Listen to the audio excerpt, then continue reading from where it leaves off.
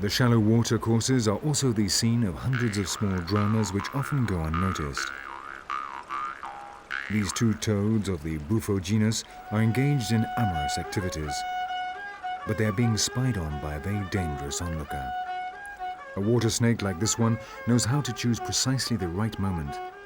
As it approaches, its forked tongue transfers the smells of the river to the olfactory receptors on its head.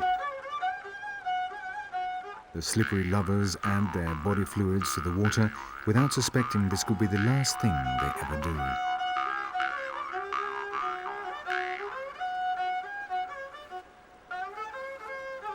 The moment has arrived. Slithering along, the snake approaches, but the female toad who is on the bottom has seen it. Such sudden agility surprises the snake, and not the male toad who gets on with the job, not suspecting his girlfriend is saving his life.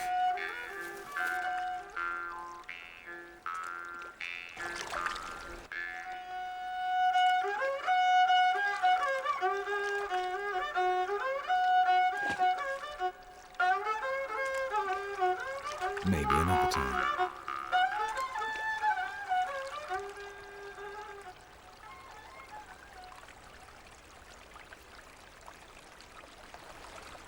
Mounting another animal is also recommendable on more peaceful occasions.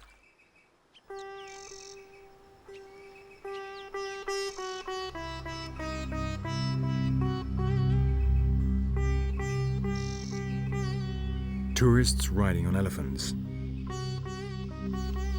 The national parks of Chitwan and Kaziranga can be visited by anyone willing to sit atop the king of the jungle, emulating Hannibal himself. Since at least 2000 BC, elephants have been tamed and trained by man for construction, transport, and war.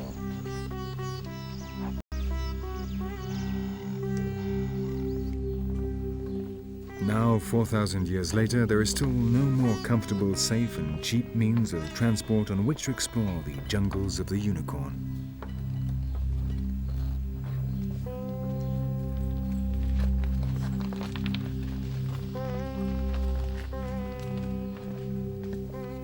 Up here, the visitors are safe from tigers and have a superb view of their surroundings.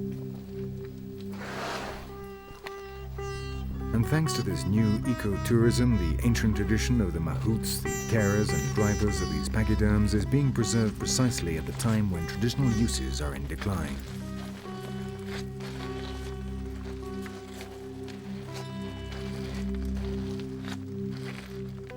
These men and their animals form close, lifelong bonds from the time the elephant is very young.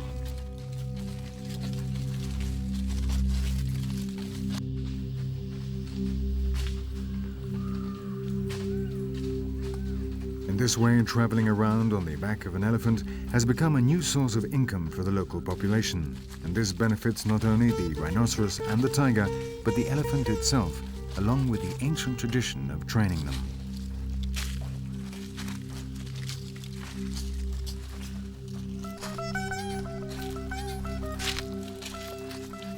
They are not noisy, do not contaminate, and when they stop working, they can be recycled.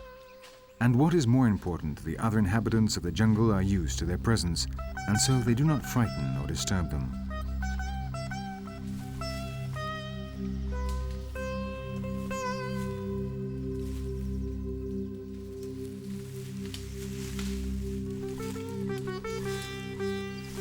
Precisely because of these advantages, men in the past used them to hunt down the rhinos. But as in many parts of the world, the Indians and Nepalese have realized that a live rhinoceros brings much more income than a dead one. A good trophy satisfies just a single hunter, while a live specimen can attract hundreds of amateur photographers.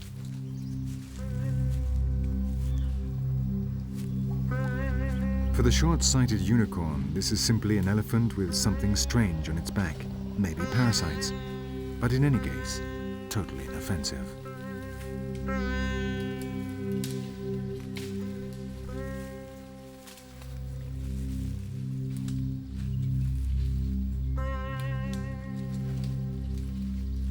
Thanks to the elephant, we have been able to enter the world of the unicorn, a world whose nightmares have not changed much despite the passing of time.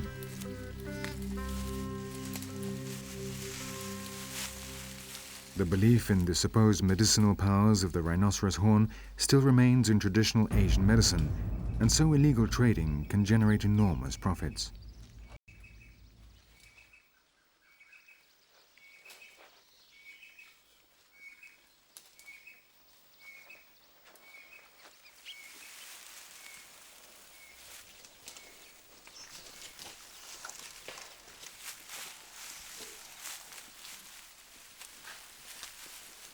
In Bangkok, a kilo of Indian rhinoceros horn costs over $16,000. And in a region where poverty is rife, the temptation to poach is enormous. The magic horn, which made it a legend, almost led it to join the dinosaurs, the dodo and the mammoth in the Book of Extinct Species.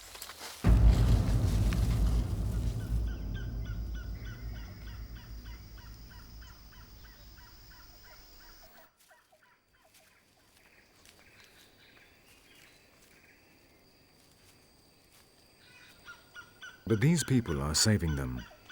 New generations of visitors who come here not to kill, but simply as a break from routine. Curious travelers willing to pay to catch a glimpse of a legend.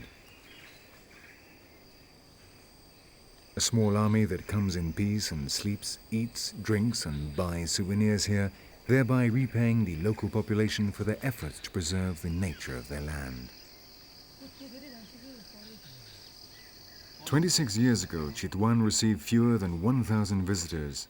Today, over 100,000 come every year.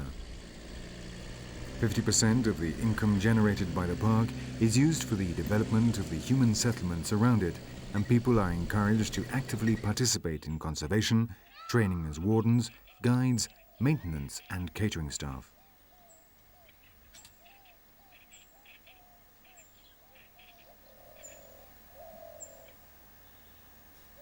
The charges for entering and camping in the park, the price of elephant tours and lodging and permits generate increasing income, making the local people more and more convinced that they are fortunate in having a national park on their doorstep.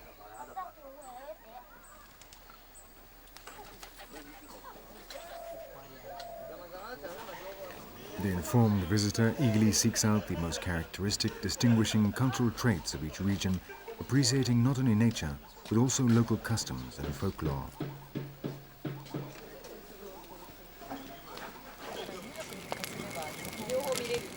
The crackle of a campfire in the forests of Asia is still something that many are willing to pay for.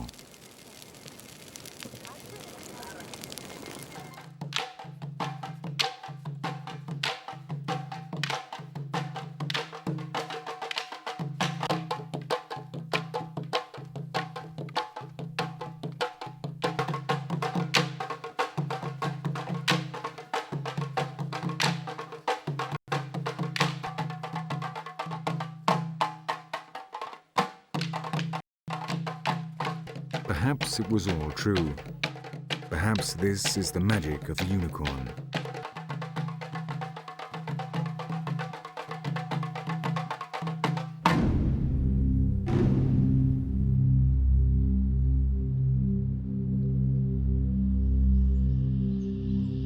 Night is drawing in around the Himalayas. Mist descends over the jungle where the last Indian rhinoceroses live.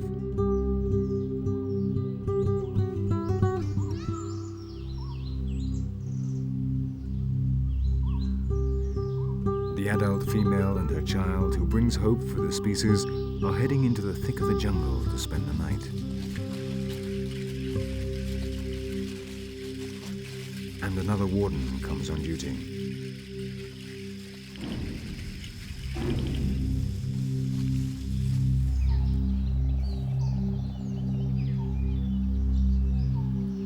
For some, a green hell. For others, the mythological forest inhabited by celestial creatures and unicorns, a place which holds an incredible fascination for all.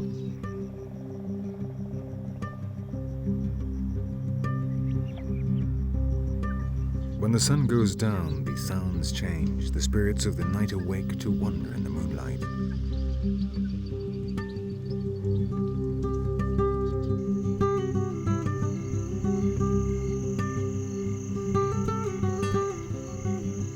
That is how the legend was born, with the translucent wings of the bats, perhaps under the effects of a fever. But it was here, by the Brahmaputra.